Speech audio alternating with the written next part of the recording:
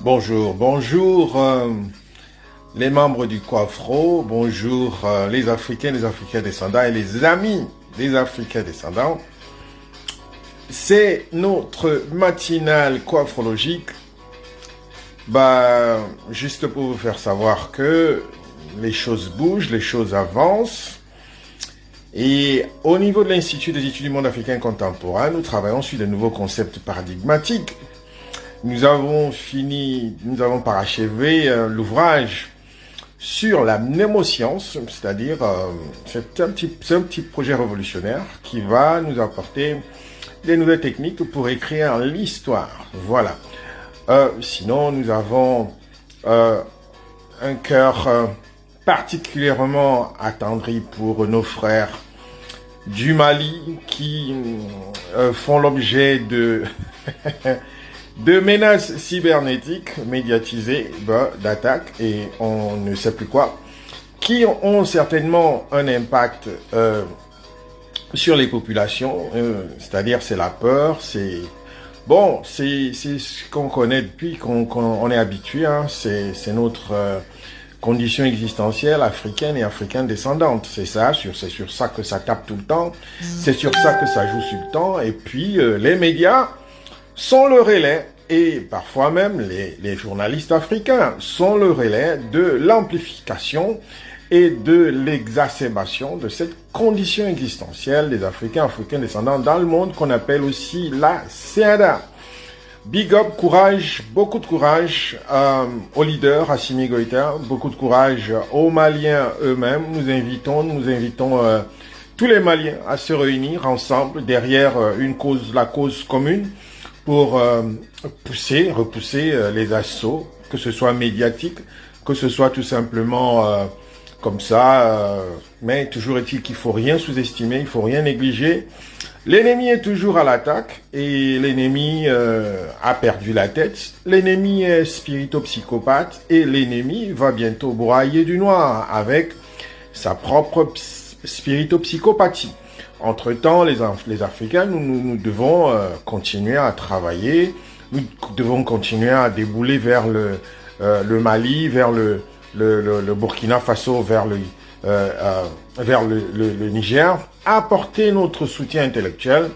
Moi, personnellement, je prépare mes bagages bientôt. Je serai dans les États de l'AES. Vous ne pouvez pas imaginer l'excitation, la joie, le bonheur que ça fait d'aller fouler le sol de ces pays qui sont aujourd'hui le cœur de la renaissance africaine globale et l'âme même du nouvel ordre africain. Écoutez, c'est ce qu'il fallait faire depuis. Mais la question que j'ai toujours envie de me poser, que je me pose toujours et que je vous pose aujourd'hui, c'est qu'est-ce qui fait que les autres États africains n'aient pas le courage de s'arrimer comme ça à cette nouvelle force, je dis bien, pour faire bouger tout le continent africain et comme ça, commencer à imposer notre vision du monde, notre perception des choses et justement commencer à prendre le contrôle de notre propre narratif, de notre propre diplomatie et de commencer à nous imposer avec ce que nous pourrons considérer autour de ces trois États, d'autres États qui se greffent et comme ça, progressivement, avoir notre diplomatie africaine, à part une diplomatie à part, hein, oubliez l'Union africaine, j'en passe et d'autres, mais une diplomatie à part, comme ça, qui opère de façon, disons,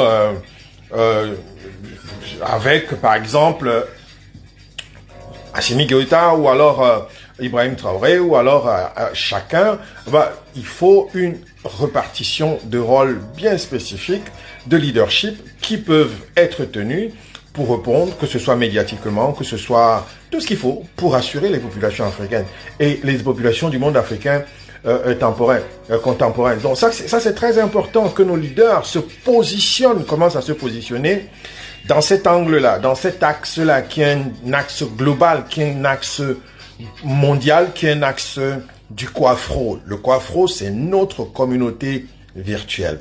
Il faut que nos leaders des États de l'AES commence à parler à cette communauté-là, commence à utiliser ce vocable-là, commence à utiliser ce concept-là, parce que c'est un concept unificateur et puis c'est un concept qui nous ouvre dans cette perspective de renaissance et de nouvel ordre africain global.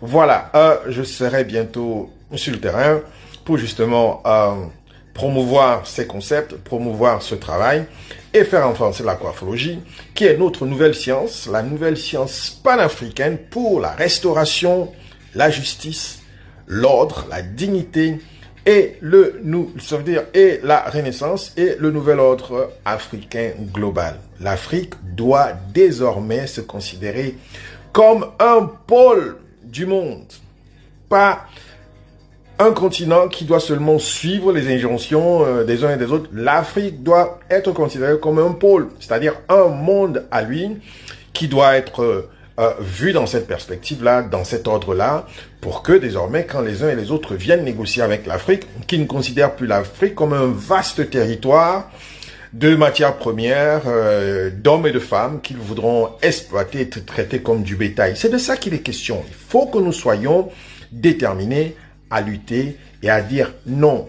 On ne supporte plus la CEADA, nous ne supportons plus la condition existentielle des Africains et des Africains descendants dans le monde. Nous en sortons et nous faisons tout pour en sortir grâce désormais à une scientifisation de notre pensée, c'est-à-dire le panafricanisme. Désormais, nous avons le panafricanisme scientifique. Ben voilà, c'est ce que ça donne. Ça donne la coiffologie. Et la coiffologie, ben ça bouscule les idées reçues, ça fait bouger les lignes et c'est l'Afrique qui en bénéficie. Voilà, c'est notre matinale coiffologique. Je suis Mpeke Ntonga, Metilame Yodi, le fondateur de la coiffologie. Et voilà, le directeur de l'Institut des études du monde africain contemporain et de Global Coiffro. Global Coiffro, bientôt, nous bougeons, nous nous retrouvons sur le continent pour justement développer nos concepts, nos idées. Ça sera tout bénef pour le continent. À très bientôt, préparez-vous de nous recevoir et ce serait vraiment tout le plaisir. Allez, à très bientôt. Au revoir.